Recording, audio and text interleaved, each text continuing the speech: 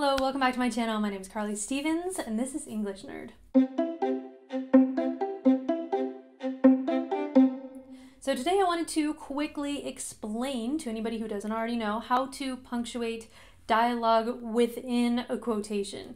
Now, before I give you the basic rules, if your quotation in an essay or something like that is only dialogue, then there's no need to do anything special. Just normal quotation marks around the whole thing, just like you would for any other quotation. However, you know that there are some times when there is dialogue within the larger quotation that you want to say. So I just finished teaching A Tale of Two Cities at the high school where I work, and so it's kind of fresh in my mind when Madame Defarge says, "Tell wind and fire where to stop. Return, madame, but don't tell me."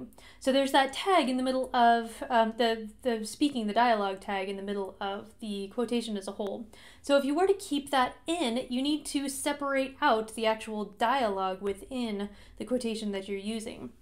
So I've seen people get very creative with the punctuation that they use, but the rule is actually very simple. It boils down to this. You use double quotation marks just like you normally would for any other quotation around the entire thing that you want to quote, regardless of what's inside. And then if you have dialogue within that quotation, then you'll use single quotation marks to mark out that dialogue.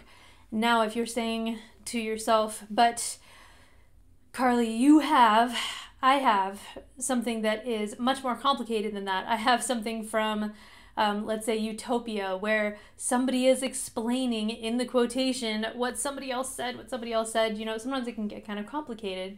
Well, what you do is always, double quotation marks are on the entire thing, always, singles around dialogue, and then if within that dialogue somebody quotes somebody else, you go back to doubles. So this can end up looking a little bit funky. Sometimes you have 3 quotation marks on one side because that's where the dialogue begins. That's perfectly fine. So it's basically just quotation mark inception, doubles around the whole thing, singles, and then if you need it, doubles, etc. all the way in, depending on how many people are quoting other people. So that's it. It's not as complicated as people make it out to be. Most of the time you just need those single quotation marks unless you are really diving deep into something that's much more complicated. So I hope this was helpful. If you want to find more English nerdy tips, tricks, and just things that will help for essays and English class, check out my channel. Make sure to subscribe and like this video if you like it. See you next week.